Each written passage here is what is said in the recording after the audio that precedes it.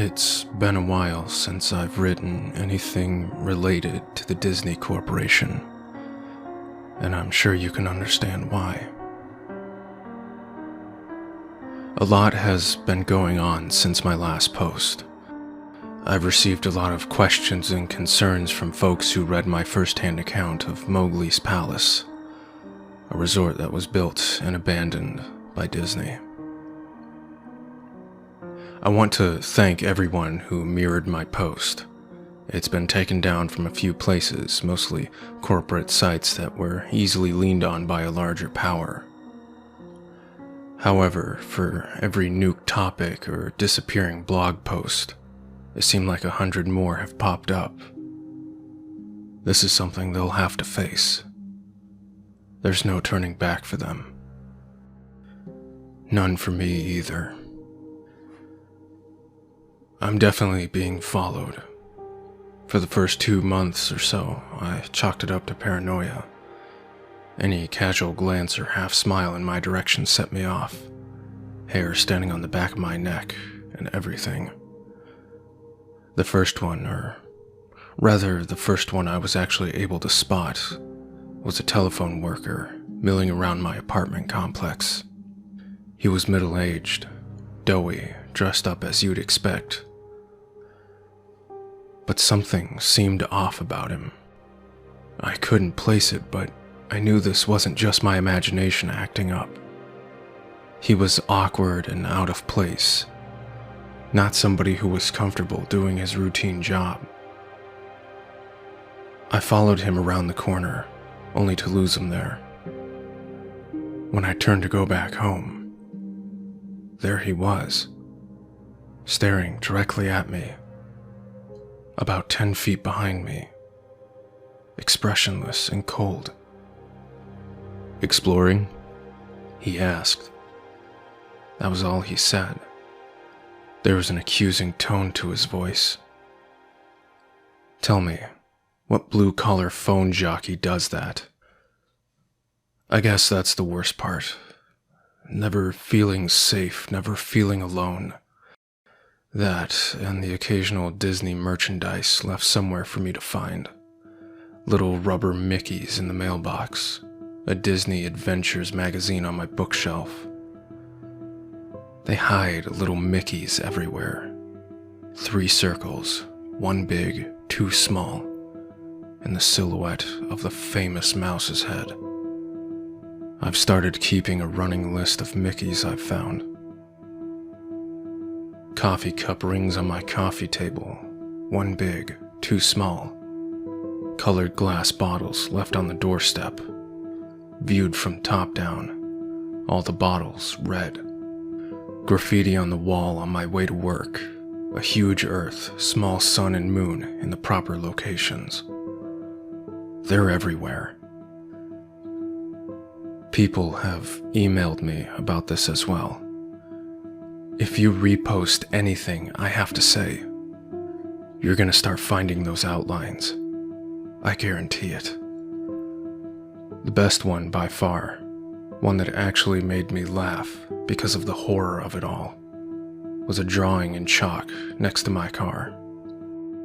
I was taken aback at first, walking through the parking garage, keeping an eye out for people following me. The outline seemed a perfect match for, well, a murder victim you're probably familiar with if you've read my past posts.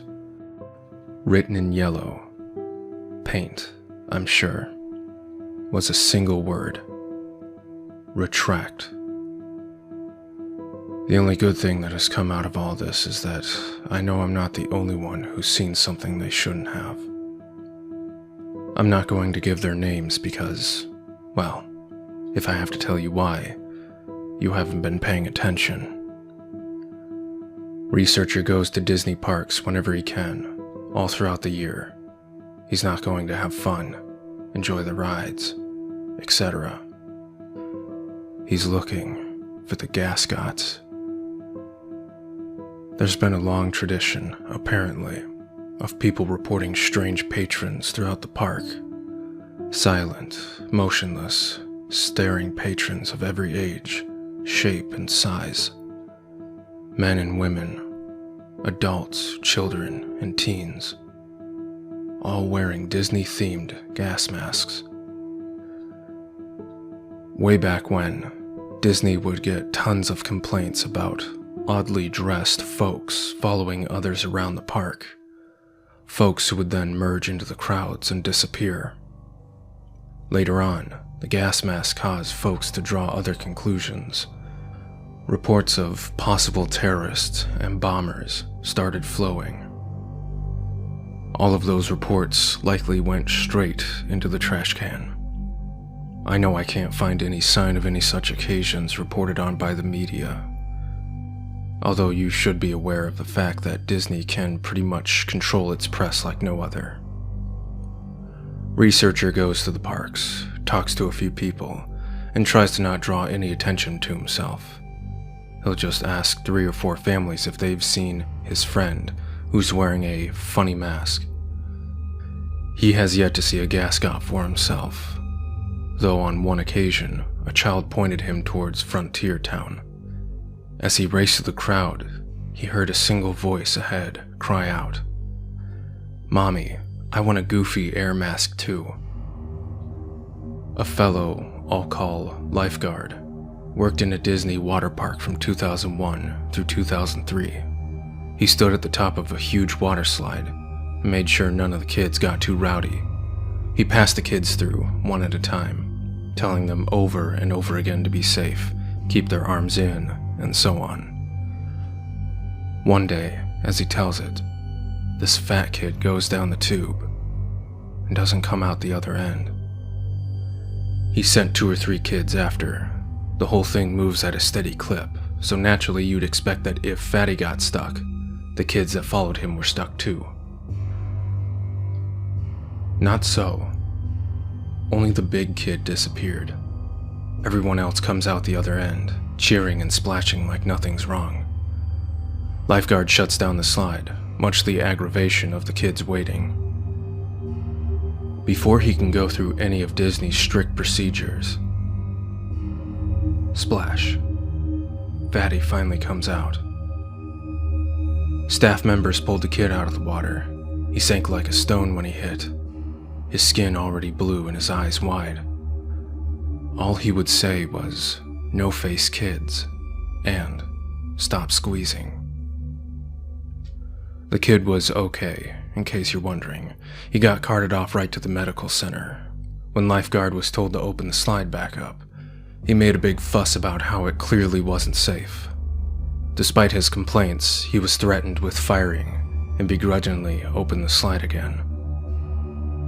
From that point on, he kept a closer eye on the kids. Every so often, they'd come out in the wrong order. Never as stunned as the fat kid, but always with a vague look of concern.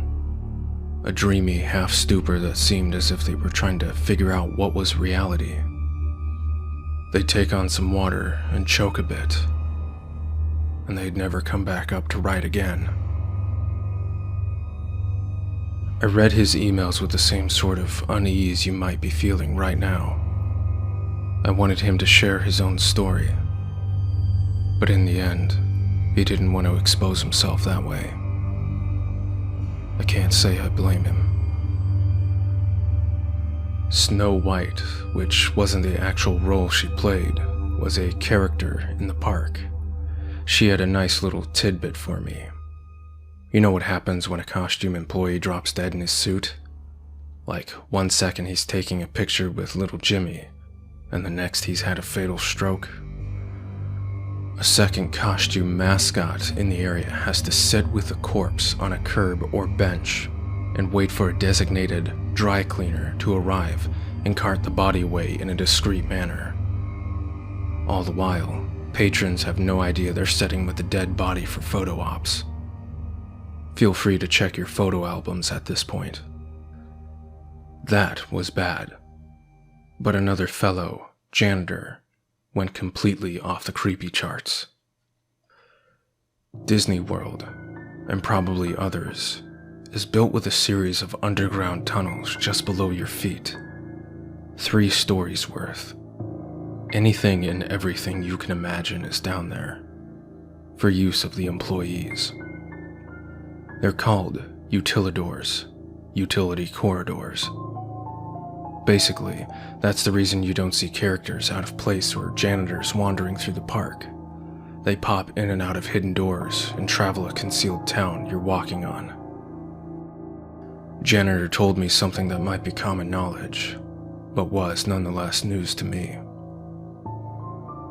Walt Disney had several apartments built into his parks. There's one above Cinderella's castle. There's one in the Pirates of the Caribbean ride. They're all over the place. More than that, there are nightclubs, a movie theater, a bowling alley, and much more. All behind doors built right into the whimsical facades you pass by without a second look. Club 22 is one such hidden area. If you have the cash to join the exclusive club, you don't, then you'll have access to it, and much more. Club 22 is a place where anything goes. Disney Co. calls these places dark zones, spots where the squeaky clean visage of Mickey Mouse gives way to drinking, drugs, and yes, sex. Conversely, the rest of the park is the bright zone, with a few gray zone utilidors between. As far as the janitor said, it wasn't always that way. It was more of a slow decline, and the gradual relaxation of social norms within that elite group.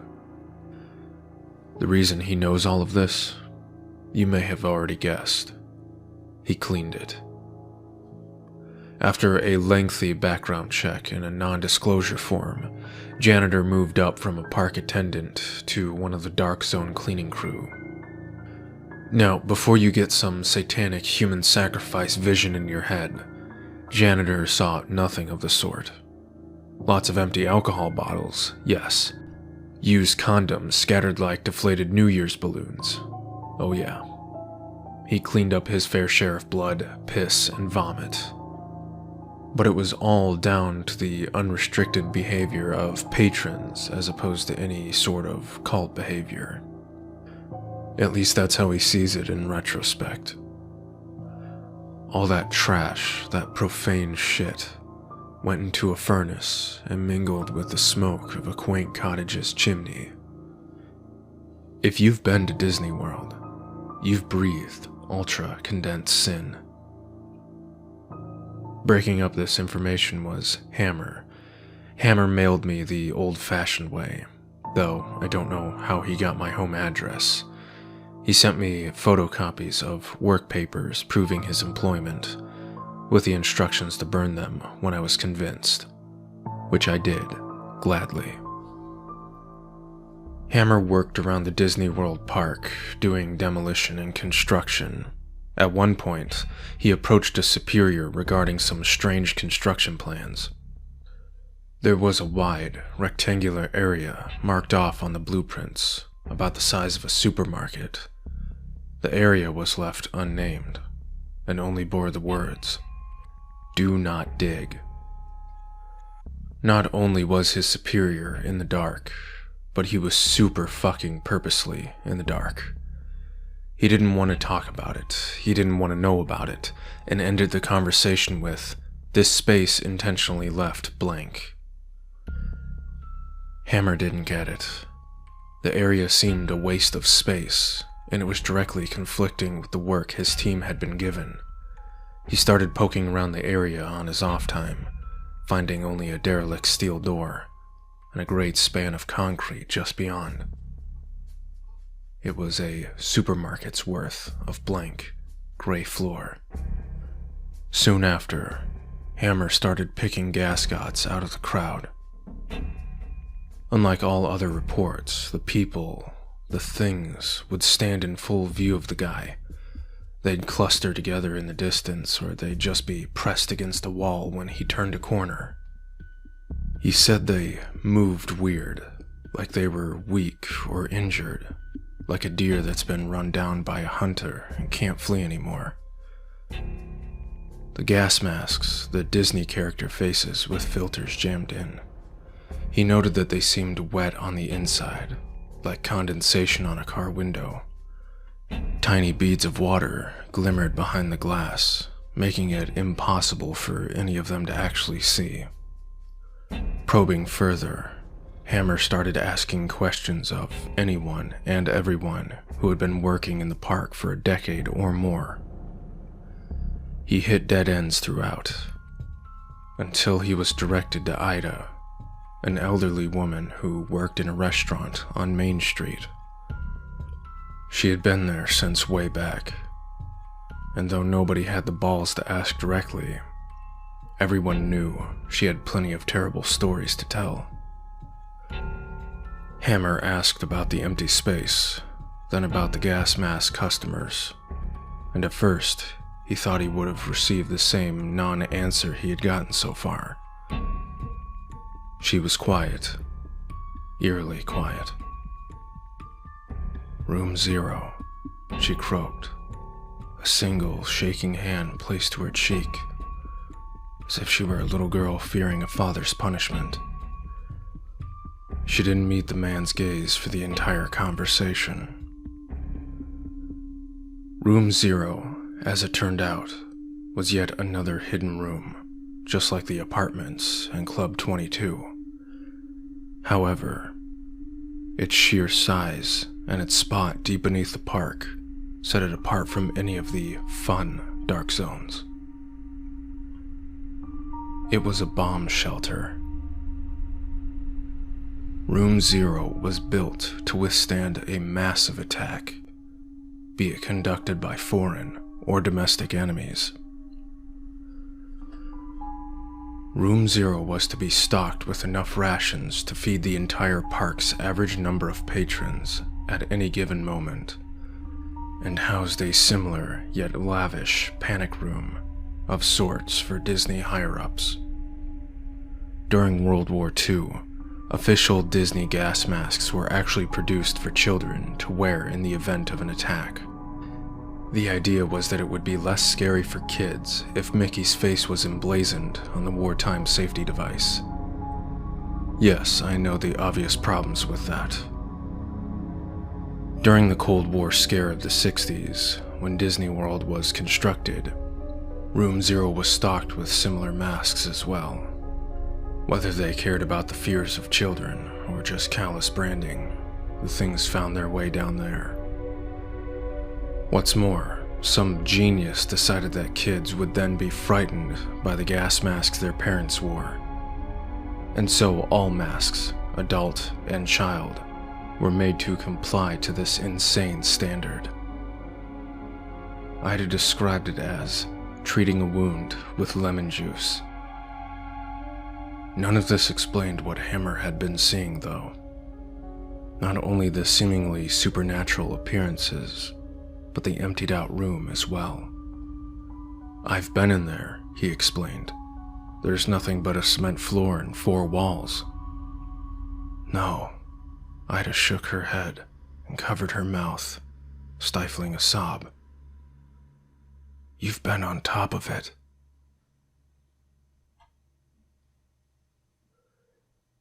Someone, or something, sounded the alarm one day when the park was at full capacity. The warning was clear. It was supposedly an air attack. Security ushered everyone down into the tremendous shelter. There, they were ordered to put on their masks and hunker down for the duration of the assault. Everything was quiet for about 30 minutes, save for the crying children and the frightened whispers. No one wanted to die, and so they were thankful in a way for this strange measure of safety. Then, the first scream rang out.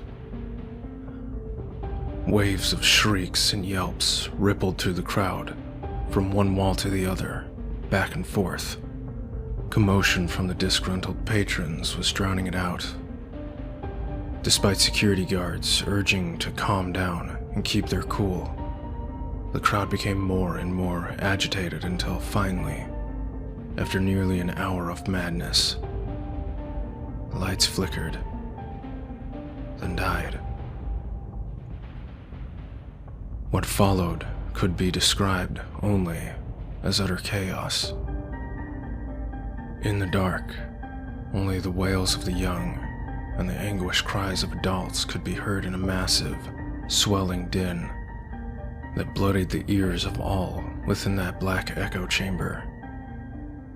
A group of staff members and a select few patrons made it out of the door, ready to face the war above, rather than the insanity below. What they found, of course, was a desolate, yet untouched theme park. The music continued to play, echoing through silent storybook towns.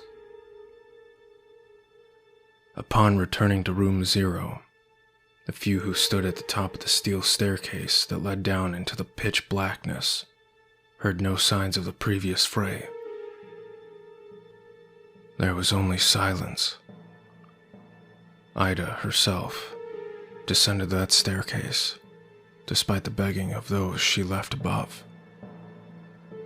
She reached the reinforced doors, herself now awash in darkness, and hearing only the buzzing in her ears.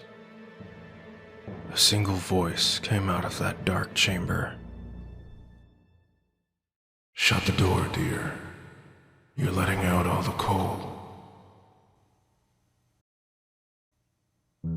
Gripped by terror, she did just that. Within days, the entire thing, shelter, staircase, all of it, was covered with feet upon feet of cement. Air systems and generators above its ceiling were removed, creating the large, empty space. "They're all still down there," Ida told Hammer. "Down there with whoever that was." You might notice I've used Ida's name.